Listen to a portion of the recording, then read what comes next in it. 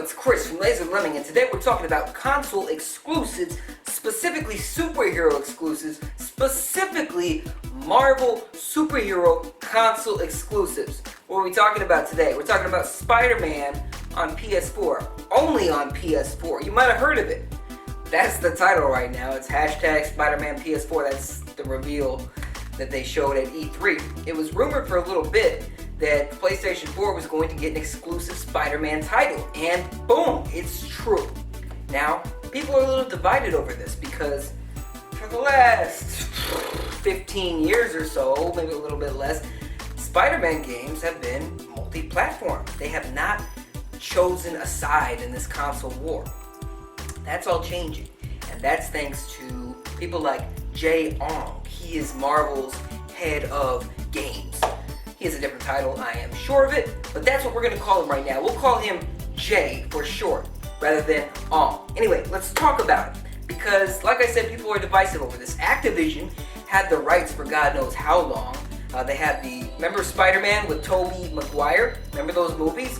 Well, they all had video games based on them. Spider-Man 2 was the most famous. I remember renting it multiple times and having a good time with it because it had that web slinging through the city. You had never seen anything like it. It was way different than the first game where you're just web slinging on the clouds, not attached to nothing. It had a real weight to it. It was cool. Game is now dated as hell. We have jaded memories of it. We're clouded, just like the clouds we were swinging on in Spider-Man 1. So, where are we going with this? Marvel decided, Jay decided, we've made some money, we've made a quick buck, but these games suck. So we're no longer going to be working with Activision. We're not going to be making Spider-Man games specifically with Activision, going in a different direction. So Spider-Man is coming to the PlayStation 4, developed by Insomniac Games. You might recognize Insomniac Games from their work like Ratchet & Clank, Sunset Overdrive, unfortunately Fuse.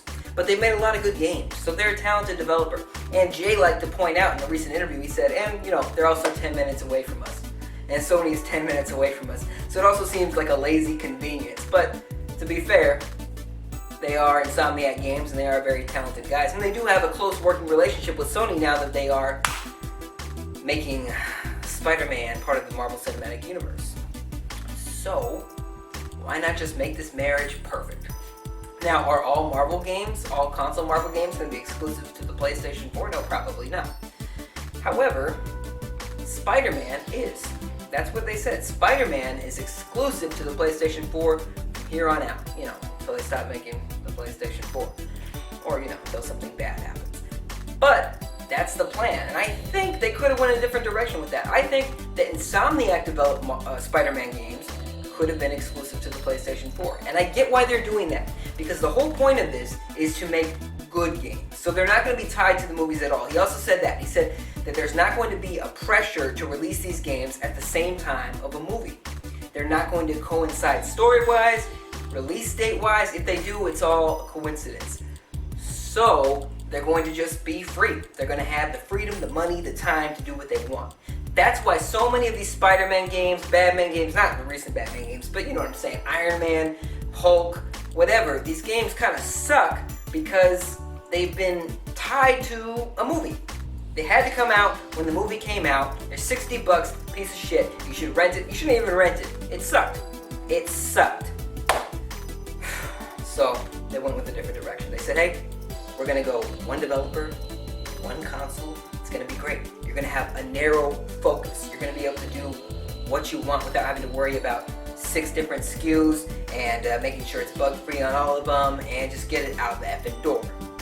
So, I get why they're doing it. Now, what they could have done, and they still can, assuming it's not in red ink, which I'm sure it is, but they could have went the direction of Days Future Past. I'm talking about SNES days, Sega Genesis days. Remember Aladdin? It's a good example because Aladdin came out on the Sega Genesis and the Super Nintendo. 2 different games, completely different games made by completely different developers. Both good games in their own right. Now, the Sega Genesis version had more access to Disney resources than the Super Nintendo version did, but still, both good games. They could have did that. They could have said, hey, you know what? Insomniac on the PlayStation 4, exclusive. That is their own series. And over here on Microsoft's side, some other developer can make a Spider-Man game for them because they're going to be focused and they're going to work hard, just the same way Insomniac is. They're not doing that though. They're not doing that though, and I'm sure that's probably to retain a vision so that it's not some weird mixture of different storylines. I don't know. It doesn't really make sense because they're saying that these games aren't going to be tied to the movies, but I guess the games are getting their own cinematic universe. That's my only possible thinking of their reasoning for this. Now, I get it, but I also think it's a big loss of money, potential money, and a big kick in the nuts to people that don't own a PlayStation 4 but love Spider-Man.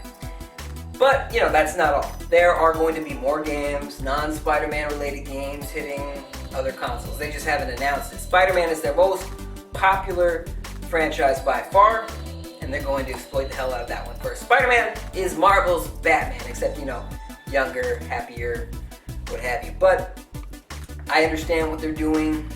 I just don't know if everybody's going to like it. Now, they are done with Activision. They said, Activision, we still have a great relationship, but we're not ever going to be working with them on Spider-Man again. Meaning, we didn't like Activision's Spider-Man games. They sucked. And they did. So, goodbye Activision. Rot in peace. Don't want to play your Spider-Man games anymore. I'm looking forward to Spider-Man PS4 hashtag. But I can understand how some people might be a little raw about that. Not too happy about it. But if you are, let me know your thoughts in the comment section below. What do you think of exclusive Marvel games? Because just because Spider-Man is exclusive to the PlayStation 4 does not mean Iron Man ain't going to be exclusive to the Xbox One. Maybe the NX will get an exclusive. Maybe. But this is my thoughts. I'd like to know yours. Comment section below. What do you think about console exclusives specifically related to Marvel and possibly even DC games? I think it really takes us back to the past because this was a practice not too long ago, and I feel now more than ever it will work to the benefit of the quality of the game. I don't really like Spider-Man's white spider on his chest in this. I don't think it works. I don't like it. But I'm sure for about $6, $5.99 United States dollar, you'll be able to get 3 new Spider-Man skins. Wow. How times have changed. Anyway, I don't think I've told you this before, but subscribe for more if you haven't already. Thanks for watching. I'll see you next time.